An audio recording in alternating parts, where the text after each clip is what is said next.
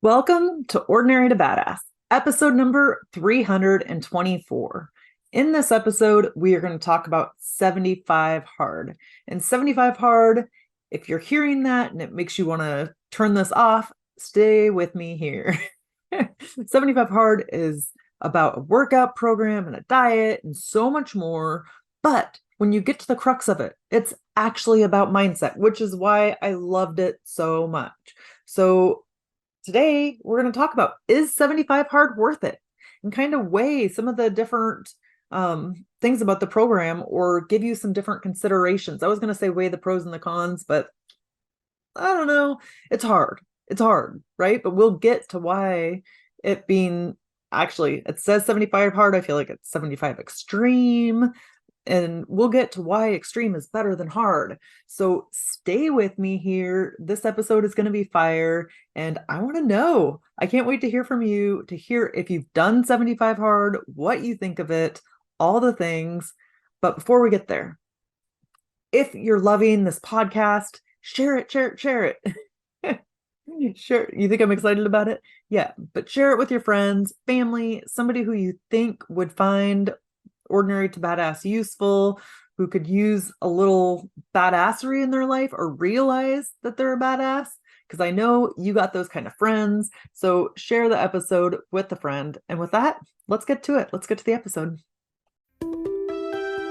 Be confident, be bold, be authentic, but don't forget to take action. This is Ordinary to Badass, where our stories empower women to step into the spotlight of their own lives and pursue what they're truly passionate about. It's time to step into the arena and become more than just extraordinary.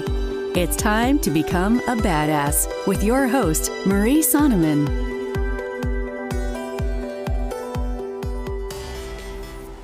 75 hard. Is it worth it?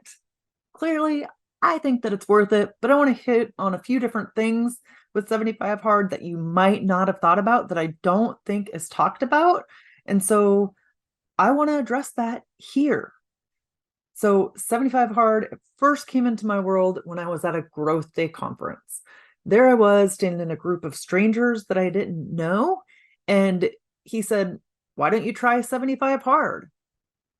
I didn't even know what 75 hard was, but I swear I started to sweat a little bit. I don't know what I did out here, but I started to sweat a little bit, hands under my pits, and just get anxious just by hearing the name. So when we were in this group, part of growth day is like learning, growing, setting goals, trying to be your best self, right? And I had just announced to this group of strangers that I wanted to lose weight and get in shape.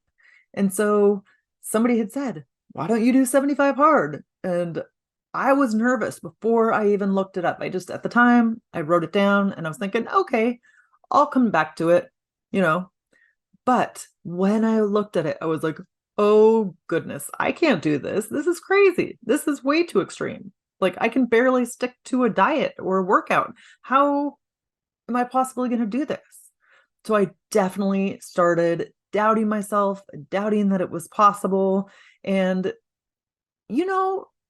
sometimes you say you want something and then somebody else kind of puts your feet to the fire. And the second your feet are to the fire, you're like, oh crap, I got to do something. Then you kind of start to back away, back out. Anybody else ever do that? Like, it kind of makes you wonder, do I really want this? Because I said I did, but that's too much work. So if that's you, I have been there. Definitely, that's how I felt in the moment, was stressed out. So you're probably wondering, what is this 75 hard? Now, there is an app that you can get for your phone to follow the steps and check it off. I think it's like $6.99 a month. But the rules to 75 hard are no alcohol, no cheats, no compromises. That's for everything I'm going to tell you. You got to stick no alcohol, no cheats, no compromises. And you got to have to consume a gallon of water a day, which is a ton of water, but you'll get used to it. Have 2 daily workouts. And I'm going to tell you, take the stress off yourself with the workouts. If you're not working out at all, I don't care if you're walking, if you're moving your body, that is a workout, but do it twice a day. I'm not saying be lazy, but I am saying do something that's manageable, right? And the next time you do 75 hard or 75 days, then you can up the ante. So, gallon of water, 2 workouts. One of those workouts has to be outside. They're 45 minutes each. Then you have to do 10 pages of self-development reading. Follow a diet, any diet. You get to pick. That's the beauty of it.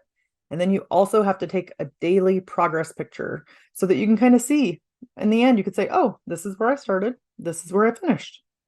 So I don't know about you, but that 45-minute workout, the 2 45-minute workouts a day, that seemed unimaginable. How in the world would I have time? I could barely have time for one. How am I going to find time for two? But where there's a will, there's a way, but we'll get into that. So that same day that the guy told me, how about 75 hard? That same exact day, even though I'd looked at it and be like, that's impossible. I can't do that. And I just didn't even give it a second thought, really. But that night, I ended up in urgent care. Here I am out of town, having an allergic reaction, broke out in hives, like everything was swollen, my feet, my hands, everything. And so I had to go to urgent care. And then here's the crazy thing. I had high blood pressure, high heart rate. They almost didn't let me go home from urgent care. They almost kept me there, felt like a prisoner. But that was the shock that I needed. It's like, okay, something has got to give. I can't keep treating myself this way, can't keep being unhealthy. I've got to make a change in my life. And so sometimes you just have those moments that kind of shake you and wake you up and be like, enough is enough. You cannot do this to yourself anymore. And so when you have those moments, listen to them, right? Don't beat yourself up over them, but use them to fuel you to take action. So I feel like that random person or the rando mentioning me doing 75 hard and me going to the emergency room happening in the same day, that was meant to be, right? Because that fueled me to actually take action. So whatever it is that gets you to take action, use that as your momentum to push you forward. But the thing that I want you to realize is that you don't have to go to the hospital to make some sort of change. Hospital is not a requirement. Okay, let me share with you what I learned from 75 hard. I learned excuses, excuses, excuses. That's what my everyday life had been filled with. I was making one excuse after another to not get things done. So when I was doing 75 hard, I became committed. Like, okay, I have to do all of these things in a day.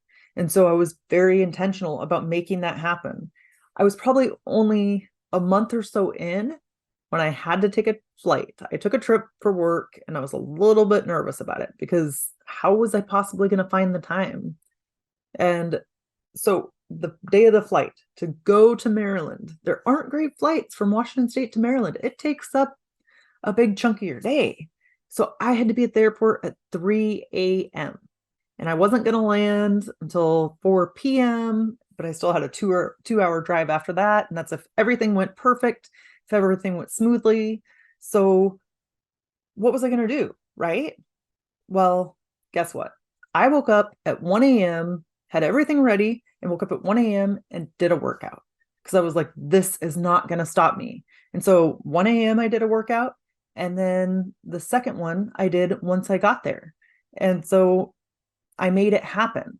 Really, what that taught me, both going there and coming back, like, oh, I can do this. If I got up at 1 a.m., then I could do this. The rest of the time, I can do it. So it gave me like, it kind of re-solidified that you can do hard things kind of thing, and gave me the courage to keep pushing forward and not doubt myself so much.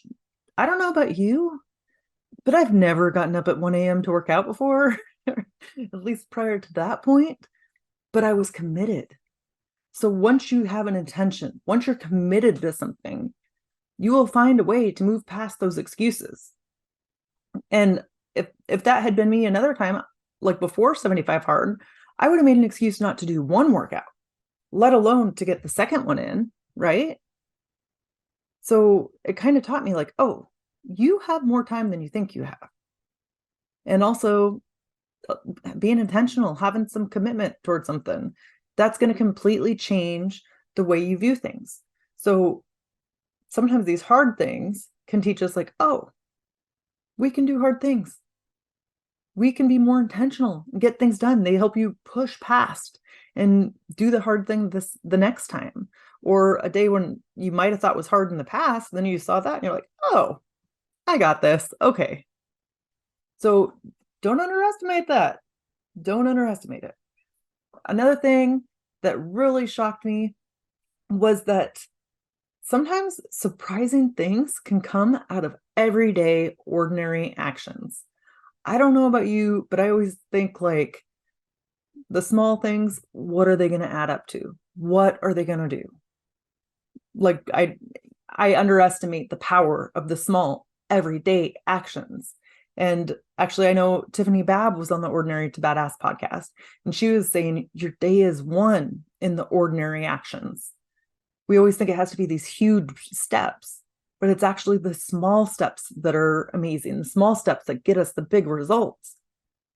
So with 75 hard, you have to read 10 pages a day. Gotta know, where are my slow readers at? That's me. So if you read slow, I feel you. But here's the thing. I love reading. I just hate how long it takes me. I'm incredibly slow at reading. So when I saw the 10 pages a day, I was like, okay. I didn't have a problem reading, but I just felt like that's going to get me nowhere quick. And really, I was shocked at the end of the 75 days, looking at how much books I had gone through. I was shocked. I would not think that just 10 pages a day would get me through that many books. And I don't even remember at this point. It was probably 10 or 15 books. But I was shocked because slow reader here, right? But we underestimate the power of the small, consistent actions. So that's one thing that 75 hard also taught me was take small actions towards your goal, right? Just one step at a time. How do you eat an elephant? I think that's Brian Tracy, and it's one bite at a time, right? You just take one little thing at a time and knock it out. And that can lead to big results. The other thing that I learned was the power of habits. Tiny habits are so important. And really, 75 days of doing the same thing over and over, 75 days of doing 2 workouts a day, that initially seemed super hard. It didn't seem doable. But then by the end of the 75 days, actually, I went 95 days and then vacation got me, right? Had to stop. But I went 95 days and it seems impossible in the beginning. Even that first day, the first week, I was like, how am I going to keep up this pace? I don't know that I can do this. Well, then at the end, it was like, that was stinking awesome. Right. And it was really part of my natural routine. It was part of something that I did every day. And I didn't even think twice about it at that point. It was just normal to do it twice. So it's kind of crazy how something that seems so overwhelming, so much work can then just be your new normal. And you don't even think twice about it. So I found that having a schedule or having a routine was helpful. And this didn't always happen. The way my work schedule goes, sometimes it's different. One day it's swing shift and another day it's day shift. And it might not always be what I expected. It sometimes unexpectedly rotates. So I adjusted to that, right? But where I could, I had a routine. And so I would say, okay, workout at this time. On work days, I would work out at the same time, right? This time and this time. Like early in the morning and then right before I went to work. So then that's what I would do on my work days. Then when I didn't work, I gave myself a little bit of grace. Like first thing in the morning, I went, typically just very first thing when I woke up, I went. And then sometime at night around 7 p.m., but I didn't have an exact time. If the urge hit me to go for a second walk, then I just went for that second walk. But I was committed to know that I was going to get it done. But do what works for you. If you absolutely hate a routine, then don't set times for yourself. Just make sure to get it done. It's like, what do you like better? You like a routine, or what do you hate more? That's a better question. What do you hate more? A routine or a workout? And if you hate workouts more than you hate a routine, then maybe get in a routine for your workout. Now that I said that, that sounds miserable if you don't like either of those. But the point is that you make a habit of getting it done. You make a habit of doing it. And I've just found that doing it at the same time tends to just make me not think about it, right? If I do it at the same time every day, then I don't have to think twice about it, and I just do it. I automatically think, okay, this is a non-negotiable. I will do it. So the thing that absolutely floored me, I think it will shock you, is that this, I know it says 75 hard, but it felt very extreme. It felt like a lot. But you know what? Extreme is easier than hard, because you don't even have to give it a second thought. You don't really have to be like, okay, let's say this, you're all in. Have you ever went on a diet and then maybe you gave up sugar, right?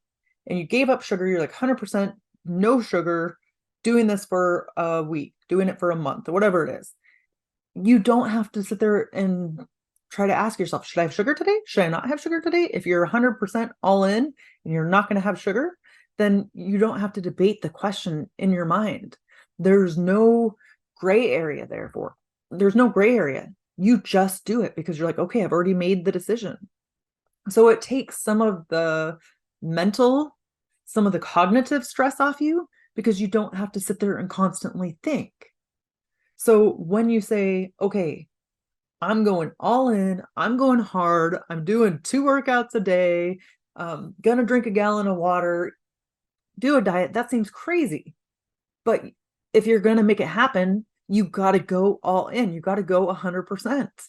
And that 100% is so much easier than 99%, than 50%. It's so much easier because you take the decision making out of it. I think we're spending too much time making decisions. And then I don't know about you, but if I leave the choice up to me, if I leave the decision up to me, I have one bad day or one moment of weakness, and I'm like, screw it all. I'm done. I'm done. I'm just going to have chocolate today, or I'm just not going to work out today. And then before I know it, I don't, like, I'm having chocolate all the time and I'm not working out, right? So that in the middle is what leaves you, like, what keeps you struggling, what makes you have to think more and more about it. So we don't give enough weight to the mental stress that it gives us, right? Because your mind has to keep going and keep thinking and trying to come up with, should I do it? Should I not do it? That kind of thing. So go all in 100%. Now I'm going to read a quote from Jack Canfield here, and he's the best-selling author of Success Principles. And if you have kids, you might want to mute this for a minute. So anyway, Jack Canfield said 99% is a bitch. 100% is a breeze. So true, right? 99% is brutal, but 100%, that's my jam. And it sounds crazy. And you know, that even happened to me for marathon running, right? I thought that it was so hard. I'd never run a race. I thought it was just crazy, but I went all in on the marathon. I ran that stinking marathon because I went all in 100%. It didn't matter what I had done or not done in the past, or that I hadn't run a 5K or whatever. No, you go all in. It's like, buckle up, get ready for the ride, because you were going to do it. So all in 100%, that's what's required. And when, I don't know about you, but actually, who do you think of when it comes to extreme? When you hear the word extreme, who comes to your mind? Now, it might not be the same person, but for me, It's Jocko Willink. And Jocko Willink is a former Navy SEAL, so hardcore, like ridiculously hardcore. And he wrote a book called Extreme Ownership, go figure. And he posts on social media all the time. It's almost a little bit ridiculous. But he posts a picture of his watch, and he's like, oh, 4:30 a.m. Like every single day he posts a picture of his watch getting up at 4:30. He is a beast. So, like, just a beast. He doesn't even seem human, because it's like he's a big, muscular, fit guy.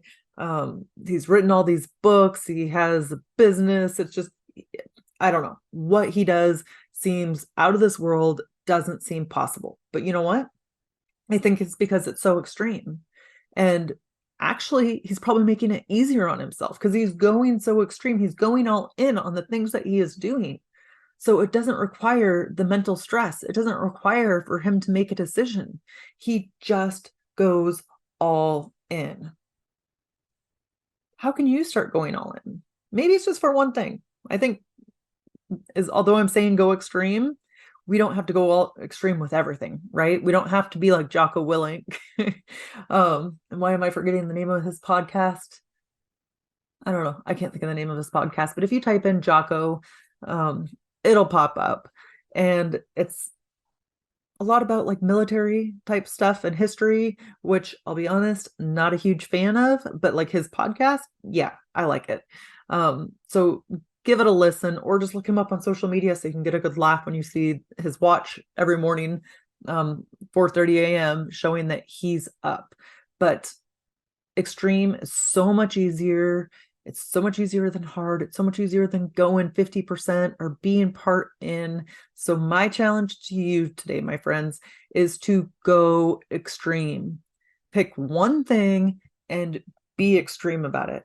And you will be shocked at your results. I can't wait to hear your results. Let me know on social media, Instagram at Ordinary to Badass. Tell me one thing that you're going to go extreme on, one thing you're going all in. I want to know. I want to hear from you. Like, take a screenshot of this episode, throw it in your Instagram stories, and let me know one thing that you're going all in on. You're a badass. You can do this. And I cannot wait to hear from you. And here's the thing. If it makes you like swallow really hard, like kind of like, I don't know what kind of gulp that was, but we'll roll with it. But if it makes you swallow hard or feel like you're sweating, like you got the pit sweats, that's okay. That means you're doing the right thing. A little bit of fear is normal, and a little bit of doubt is normal, but you can do it. So go extreme, hit me up on the gram, and let me know one thing you're going to go extreme on today. So with that, we'll end our show. To all the badasses staying in the arena, wherever you are, whatever you're doing, own it and get after it.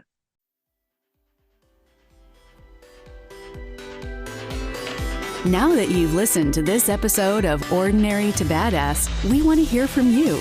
Go to our website, ordinarytobadass.com/podcast, and submit your own experience on how you took your life from ordinary to badass, and get the chance to be on a future spotlight episode of the show.